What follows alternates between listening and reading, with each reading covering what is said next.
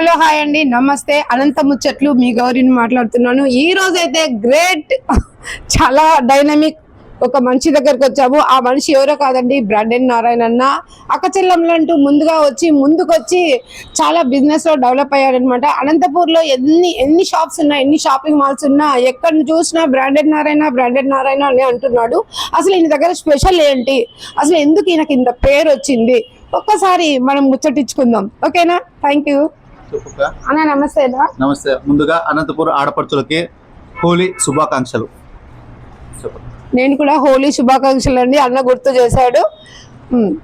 అన్న, మీరు వచ్చింది తక్కువ రోజుల్లోనే ఎక్కువ ఫేమస్ అయిపోయారు. ఎందుకు ఫేమస్ నేను కాలేదు, అక్క చెల్లెమ్మలు నన్ను చేసినారు. ఎందుకంటే నా మంచితనం మాట్లాడదని అక్క చెల్లెమ్మలు నన్ను గౌరవించినారు. కాబట్టి నా మంచితనంతో ఫేమస్ ఫేమస్ ఫేమస్ అని జనాలు అనుకుంటారు. నేనేం ఫేమస్ కాలే, జనాలు అనుకుంటారు అది ఫేమస్ అయినాడేమో అని. నేనేం కాలేదు. మీరు కాలేదని ఎట్లా అంటారన్న? ఇంత బిజినెస్ జరుగుతా ఉంది. ఎక్కడ మహబూబ్ నగర్, హైదరాబాద్, బెంగళూరు నుంచి ఇక్కడికి వస్తున్నారంటే ఫేమస్ అయినట్టే కదా. ఫేమస్ అది ఫేమస్ కాలేదక్క, అది నా మంచితనంతో అక్క చెల్లెలు పలకరించడానికి వస్తున్నారు. ఫేమస్ అనే నేను రాజకీయ నాయకున్నా, ఎమ్మెల్యేనా, లేకపోతే ఒక వార్డు కౌన్సిలర్నా, లేకపోతే నేను ఎవరు చెప్పు, ఒక అక్క చెల్లెములు లంగాలు శారీస్ అమ్ముకునేటువంటి నేనే ఫేమస్ చెప్పు. అన్న, ఎవరు మేము గొప్పోళ్ళు అంటే గొప్పోళ్ళని ఎవరు ఒప్పుకోరు, అట్లని కాదు. కానీ అంటే మీరు ఎందుకు ఇన్ని ఆఫర్లు ఇస్తున్నారు, ఇంత తక్కువ రేటుకే బట్టలు అమ్ముతున్నారు? ఇది బిజినెస్ ట్రిక్కా, లేకపోతే ఆడవాళ్ళకి కొంచెం చూపిస్తారు కదా, అంటే ఏదో ఒకటి ఆశ చూపించినట్టు మీరు కూడా అట్లా చేస్తున్నారా? ఆ చీరల రేట్ అంతే. దానికి నేను ఏమన్నా దాని వేరే పేరు పెట్టి ఎక్కువ రేట్ అమ్మల్లా. ఆ చీరల రేట్ నాకు ఏం పడతాయి, దాంట్లో 10% పెట్టుకుని ఇచ్చేస్తా అక్క చెల్లెమ్మలకి. నేను వాళ్ళకి ఫ్రీగా ఏమి ఇవ్వను, ఉచితంగా ఏమి ఇవ్వను. నేను 10 రూపాయలు తింటాను, వాళ్ళు 10 రూపాయలు తినిస్తా. ఏమంటే బయటికి మనకి ఏమొస్తుంది తేడా అంటే, ఎక్కువ ఆశపడతారు, మనం ఆశపడం అంతే. సూరత్లో ఏం రేట్ ఉంటుందో దానికి 10% బార్గింగ్ పెట్టుకుని ఇచ్చేస్తాను, లాభం పెట్టుకొని ఇచ్చేస్తాను. అది అక్క చెల్లెమ్మలకి ఇష్టపడతారు. అన్న దగ్గరికి పోతే మంచి క్వాలిటీ ఉంటుంది. క్వాలిటీ లేని క్లాత్ నేను తెప్పించను. నా దగ్గర 150 రూపాయలు తీసుకున్న క్వాలిటీ ఉంటుంది. హైయెస్ట్ నా దగ్గర 1000 రూపాయలు లోపే ఫ్యాన్సీ చీర, 1000 రూపాయలు దాటి ఫ్యాన్సీ చీర మన దగ్గర ఉండదు. అది మీరు చెప్తున్నారన్న, సూరత్ నుంచి నేను తెచ్చిన రేటుకి వేస్తుంటే అక్కడ నుంచి ఊరికే రాదు, ట్రావెలింగ్ ఖర్చు వస్తుంది, జిఎస్టీ పడుతుంది, అట్లా ఇవన్నీ చాలా ఉంటాయి ప్రాసెస్.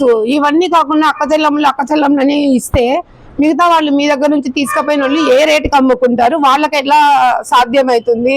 మీకు ఎలా లాభం వస్తుంది? లాభం లేకుండా ఏ పని చేయరు కదన్నా. మీకు కూడా కరెంట్ బిల్లులు ఉంటాయి, రెంట్లు ఉంటాయి, ఎన్నో ప్రాబ్లమ్స్ ఉంటాయి. అవన్నిటికీ సొల్యూషన్ అనేది దొరకదు కదా. 10% బార్గింగ్ పెట్టుకుంటా. రిటైల్కి హోల్సేల్ 10% ఉంటుంది. వాళ్ళు అమ్మలేరు అనుకునే దానికి పైన 500 చీర రిటైల్ ఉంటే, హోల్సేల్ ఉంటే కింద రిటైల్ 550 రూపాయలు ఇస్తా. 50 రూపాయలు చాలదా మీకు రిటైల్ అమ్ముకునే అక్క చెల్లెములకి? ఏం వందలు కాల. మన దగ్గర అక్క చెల్లెములు సరుకు తీసుకుని అక్క చెల్లెములు జెన్యూన్ వ్యాపారం చేయమని నేను చెప్తా. ఎక్కువ లాభాలు పెట్టుకోవద్దు అక్కలు. చీర మీద 50 రూపాయలు పెట్టుకొని ఇచ్చేయండి. 1000 రూపాయలు బిజినెస్ అయితే 100 రూపాయలు లాభం పెట్టుకోండి. 1000 లాభం పెట్టుకుంటే ఒక వారం చేస్తారు, 2 వారాలు వ్యాపారం చేసిన వల్ల ముందుకు పోలేరు. మా అక్క చెల్లెలు కూడా అనంతపూర్లో వ్యాపారం చేసే ప్రతి అక్క చెల్లెం కూడా జెన్యూన్ గానే చేస్తుంది. ఎందుకంటే బ్రాండెడ్ నారాయణ దగ్గర సరుకు తీసుకోబోతారు కాబట్టి బ్రాండెడ్ నారాయణ మొత్తం క్లారిటీ చేస్తాడు. అక్క ఇది రేట్ అమ్ముకో, అక్క ఈ రేట్ అమ్ముకో, అక్క ఇది రేట్ అమ్ముకో, మా చెల్లెమ్మ ఈ రేట్ అమ్ముకో. నేను ఈడే వాళ్ళకి అన్ని నేర్పించి పంపిస్తా, వాళ్ళు అది ఫాలో అవుతారు. అన్న, కర్నూలు నుంచి, మహబూబ్ నగర్ నుంచి, మడకసీర నుంచి వాళ్ళ ఊర్లు దూరము, 4-5 అవర్స్ జర్నీ పెట్టుకొని ఇంత దూరం వచ్చి వాళ్ళకి ఒక చీర పైన 200-300 రాకపోతే వాళ్ళు ఎలా బిజినెస్ చేస్తారు? అది చెయ్యాలమ్మా. ఇప్పుడు వందలు పెట్టుకొని లాభాలు కావాలంటే బ్రాండెడ్ నారాయణ దగ్గర రావాల్సిన అవసరం లేదు. నేను ముందుగా చెప్తా, నాకు వ్యాపారం వద్దు, ఏమి వద్దు. మన దగ్గర నేను 300 చీరిస్తే నువ్వు 350 రూపాయలు అమ్ముకో. నేను 300 చీరిస్తే నువ్వు 600 అమ్ముకోకూడదు. అది ఎందుకంటే ప్రజలు మనం మోసం చేసినట్లయితుంది. మనం నమ్ముకుని వచ్చి అక్క చెల్లెలు మీరు కూడా వ్యాపారం మీరు చేస్తారు. అక్క చెల్లెలు నాకు తీసుకుపోతారు కదా. అక్క చెల్లెలు నేను ఏం చెప్తుంటే, అక్కయ్య నువ్వు నా దగ్గర సరుకు తీసుకుపోతున్నావు, నువ్వు అమ్ముకునేటప్పుడు ఉండమ్మారని చెప్పు. నువ్వు అమ్ముకునేటప్పుడు 1000 రూపాయలు బిజినెస్ కి 100 రూపాయలు లాభం పెట్టుకో, ఎక్కువ పెట్టుకోద్దమ్మా అని నేను నేర్పించి పంపిస్తాను వాళ్ళకి వ్యాపారం కూడా. అవునంట, బిజినెస్ అంటే డబ్బులు సంపాదించడానికి మనం బిజినెస్ పెట్టుకుంటాం కానీ అందరికీ ఫ్రీ సేవ చేసేకైతే పెట్టుకోము కదా. నేను అక్క చెల్లెమ్మకి ఏం చెప్తాను, బిజినెస్ మన వ్యాపారం అని చెప్పేసి ప్రజల్ని మోసం చేయకూడదని చెప్తా. ప్రజలను మోసం చేసేది కాదన్నా, ప్రతి ఒక్కరూ లక్షలు కోట్లు పెట్టి బిజినెస్ చేసేది డబ్బులు సంపాదించడానికి పెడతా కానీ లాస్ చేసుకోవడానికి అయితే కాదు కదా. నా దగ్గరకు వచ్చేదంతా చిన్న కస్టమర్లు అక్క చెల్లెమ్మలు బతుకునే దానికోసం వస్తారు. అక్క చెల్లెలు మోసం చేయడానికి ఎవరు రారు. చూస్తున్నారు కదండి అనంత ముచ్చట్లు మీ గౌరీ. అన్న ఏం చెప్తున్నారో తెలుస్తుంది కదా. అంటే పెద్ద వద్దు, చిన్న లాభాలు తీసుకొని అందరికీ హెల్ప్ఫుల్ గా ఉండాలి అని అన్న అంటున్నాడు. అలాగే సమాజ సేవ ఏమన్నా చేస్తాడేమో కనుక్కుందాం. చెప్పండి అన్న. సమాజ సేవ చేస్తా కానీ ఇప్పుడు మీకు ఒకటి ముచ్చటిస్తాను. మీ అనంత టీవీ ఛానల్ ముచ్చటింపులో నాకు ఒక చిన్న ముచ్చటింపు. అక్క చెల్లెమ్మలు హాస్టల్లో, అనంతపూర్లో హాస్టల్లో, లేడీస్ హాస్టళ్లలో మన పిల్లలు ఇచ్చింటాము. వాళ్ళని మనము కొంత క్రమశిక్షణలో ఏం చేస్తున్నారు, ఎలా బిహేవ్ చేస్తున్నారు, రోజుకి ఓ 10 సార్లు ఫోన్ చేయండి మీ పిల్లలకి. అమ్మా ఏం చేస్తాను, అమ్మ తిన్నావా, అమ్మ జాబ్ ఏం చేస్తాను, అమ్మ నువ్వు స్కూల్కి పోయినావా, అమ్మ నువ్వు కాలేజీకి పోయినావా. ఎందుకంటే మనం ఏదో చేసుకుంటాంటాం, సేద్యం చేసుకుంటాంటాం, ఏదో ఇళ్ళల్లో ఏదో వర్క్ చేసుకుంటాం, పిల్లల్ని ఇచ్చింటాం హాస్టల్కి, మనం మర్చిపోతాం. ఏదో మన పిల్లలు ఉద్ధరిస్తున్నారులే, అనంతపురం టౌన్ పోయినారు ఉద్ధరిస్తున్నారని చెప్పి కళ్యాణదుర్గం కానీ, రాయదుర్గం కానీ, చెలికర కానీ అక్కడ వాళ్ళు ఎక్కువ వస్తారు ఇక్కడికి.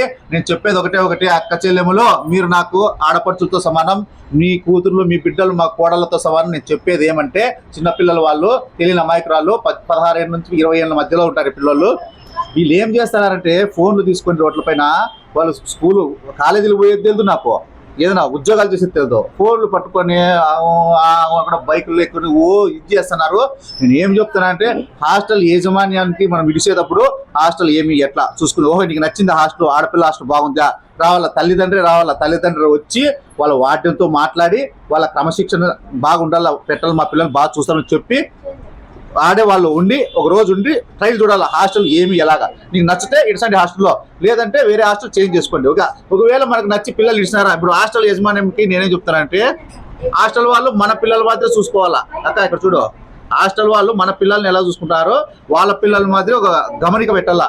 వాళ్ళు ఏం చేస్తున్నారు, ఎక్కడ పోతున్నారు, మా నువ్వు బయట ఏ పని మీద పోతున్నావు, సంతకం పెట్టించుకోవాలా, మళ్ళీ వస్తారే ఆ టైం సంతకం పెట్టుకోవాలి. ఇన్ని గంటల సేపు బయటికి పోయింది మన పాప, ఇన్ని గంటల సేపు మన పాప లోపలికి వచ్చింది అని పేరెంట్స్కి ఇన్ఫర్మేషన్ ఇస్తూ ఉండాలి. డైలీ ఒక హాఫ్ అన్ అవర్ మీ స్కూల్ మన హాస్టల్లో ఎంతమంది 50 మంది ఉన్నారా, 50 నెంబర్స్ ఫోన్లు ఉన్నాయి, ఒక హాఫ్ అన్ అవర్ పాపను పెట్టేసేలా, వార్డెన్ పెట్టాలా, అమ్మ ఈ టైంలో మీ పాప బయటికి పోయింది వచ్చింది, అమ్మ